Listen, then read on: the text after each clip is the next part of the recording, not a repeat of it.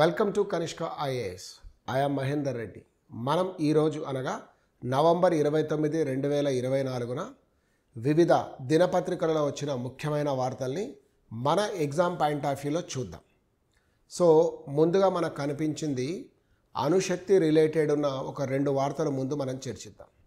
అందులో మొట్టమొదటిది ఒక అణుశక్తి సహాయంతో పనిచేస్తున్న అణు జలాంతర్గామి గురించి తెలుసుకుందాం.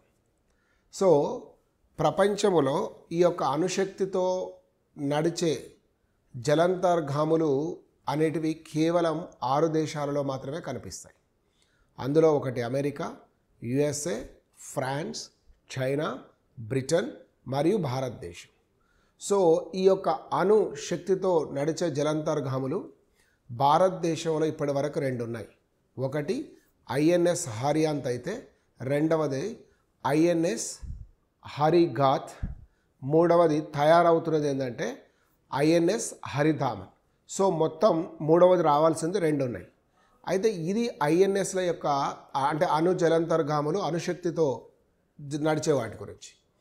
దీంట్లో ఇప్పుడు విశేషం ఏంటి అన్నదాన్ని కనుక మనం చూస్తే ఇప్పటి వరకు భారతదేశం ఈ వార్ ఎయిడ్స్ అనేటివి తీసుకెళ్తుంది.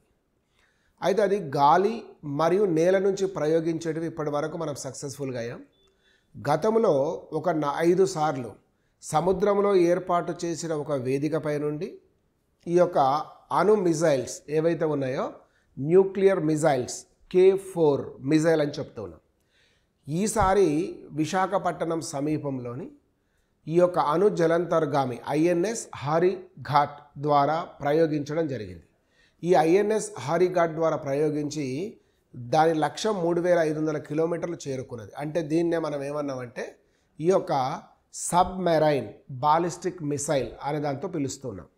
సో ఈ యొక్క సబ్మెరైన్ బాలిస్టిక్ మిసైల్ ఏదైతే ఉందో ఇది కలిగి ఉన్నది కూడా 6వ దేశంగానే మనం చెప్పుకోవచ్చు. సో ఇది ఒక విశేషంగా మనకు కనిపించింది. సో నెక్స్ట్ వరకు వచ్చే వరకు ఎన్టీపీసీ అనేది మనందరికి తెలిసిందే, నేషనల్ థర్మల్ పవర్ కార్పొరేషన్.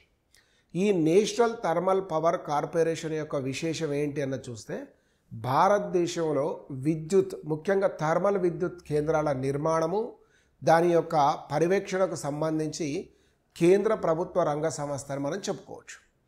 అయితే ఇది ఇప్పుడు ఈ యొక్క భారతదేశంలో న్యూక్లియర్ పవర్ ప్లాంట్స్ కోసం రాబో సంవత్సరాలలో 3 నుంచి 4 లక్షల కోట్లను వెచ్చించడానికి సిద్ధపడింది అని తెలుస్తుంది.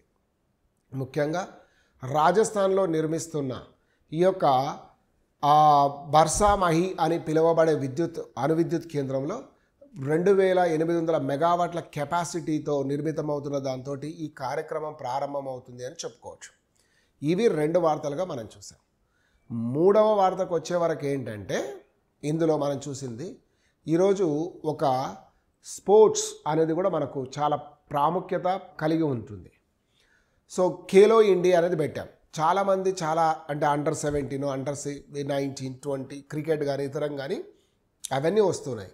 కానీ చాలామందికి ఒక వేదిక లేక అనేక రకాల ఇబ్బందులు పడుతున్నారు. కాబట్టి స్పోర్ట్స్ ఎంకరేజ్మెంట్ మరియు ఫిట్నెస్ ఎంకరేజ్మెంట్ కోసం గవర్నమెంట్ ఆఫ్ ఇండియా ప్రారంభించిన క్రీడలే ఖేలో ఇండియా అంటాం.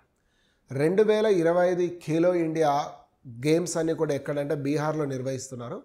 2026 ఖేలో ఇండియా గేమ్స్ తెలంగాణలో నిర్వహించడానికి రాష్ట్ర ప్రభుత్వం కోరిన కోరికను కేంద్ర మంత్రి మన్సుఖ్ మాండవీయ గారు అంగీకరించారు అన్నది మనం చూసాం. సో ఇది 3వ వార్తగా చూసాం. 4వ వార్తకు వచ్చే వరకు మనం IMFకి సంబంధించి చూడాలి. దీన్నే IMFను మనం ఏమంటామంటే ఇంటర్నేషనల్ మానిటరీ ఫండ్ అనే పేరుతో పిలుస్తాం. ఈ ఇంటర్నేషనల్ మానిటరీ ఫండ్ అంతర్జాతీయ ద్రవ్య నిధి సంస్థ యొక్క ముఖ్య ఉద్దేశం ఏంటంటే ప్రపంచవ్యాప్తంగా ఉన్న దేశాలు తరచుగా అవి ఈ యొక్క ఇన్ఫ్లేషన్ రేటుకు లోనవుతూనే ఉన్నాయి. ముఖ్యంగా విపరీతమైన ఖర్చులు ఉండడమో, లేకపోతే సరైన ధరలు లభించకపోవడమో, లేదా వీళ్ళు ఉత్పత్తి చేసిన వస్తువులు ప్రపంచ మార్కెట్లో సరైన డిమాండ్ లేకపోవడం అనేక కారణాలు కనిపిస్తాయి. సో 1929-30లో ప్రపంచవ్యాప్తంగా వచ్చిన ఆర్థిక మాంద్యాన్ని దృష్టిలో పెట్టుకొని ఈ ఆర్థిక మాంద్యం రాకుండా అన్ని దేశాలు దాని నుంచి బయటపడడం కోసం అందులో భాగంగా ఏర్పాటు చేసుకున్నది ఈ IMF, కానీ వరల్డ్ బ్యాంక్ అంటే పునర్నిర్మాణంలో ఉంటుంది, అది వేరు, సిస్టర్స్ అంటారు వీటి రెండింటిని. సో జూలై 1944లో ఇది ఏర్పాటు చేయడం జరిగింది. దాని గురించి మనం చూస్తే గడిచిన సంవత్సరాలలో ఈ IMF అనేది చాలా చక్కగా పనిచేసిందని మనం చెప్పుకోవచ్చు. ముఖ్యంగా 1991లో భారతదేశం చాలా దుర్బలమైన స్థితిలో ఉన్నప్పుడు ఈ IMF, వరల్డ్ బ్యాంక్ సూచనల మేరకే మనం తీసుకొచ్చుకున్న ఈ ఎకనామిక్ రిఫార్మ్స్ ఏవైతే ఉన్నాయో దానివల్ల మనం ఎంత బెనిఫిట్ అయ్యామో చూసాం. రీసెంట్గా మనకు శ్రీలంక ఫినాన్షియల్ క్రైసిస్ కానీ, ఎబోలా వల్ల లైబీరియా వంటి దేశాలు అతలాకుతలం కానీ, ప్రపంచవ్యాప్తంగా కరోనా కారణంగా అతలాకుతలమైనప్పుడు సరైన సూచనలు చేయడం అని, అన్నిట్లో దీని రోల్ ఉంది అని మనం చెప్పుకోవచ్చు. అయితే ఈ యొక్క ద్రవ్యోల్బణం కానీ, గ్రోత్ రేట్ కానీ మొదలైన వాటిపైన ఎప్పుడు సూచనలు చేస్తూనే ఉంటుంది. ఈనాడు ప్రపంచవ్యాప్తంగా కనుక మనం చూస్తే ఈ యొక్క ఎకనామిక్ గ్రోత్ రేట్ 3.2 ఉంటుంది అని నెక్స్ట్ ఇయర్, మళ్ళీ భారతదేశానికి వచ్చేవరకు 6.5 ఉండవచ్చు అని ఒక నివేదికలో తను పేర్కొన్నది అని కూడా చూసాం.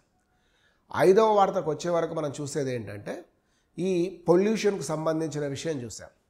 సో అల్ప ఆదాయ అంటే ద మిడిల్ అండ్ లో ఇన్కమ్ కలిగిన దేశాలలో ఈ ఎయిర్ పొల్యూషన్ వల్ల దాదాపు 15 lakhs అంటే 15 లక్షల మంది మరణిస్తున్నారు. అందులో భారత్, ఇండోనేషియా వంటి దేశాలు కూడా ప్రముఖంగా ఉన్నాయనేది మనం చూసాం. So this is current affairs of today. Will meet tomorrow with same time. Thank you all.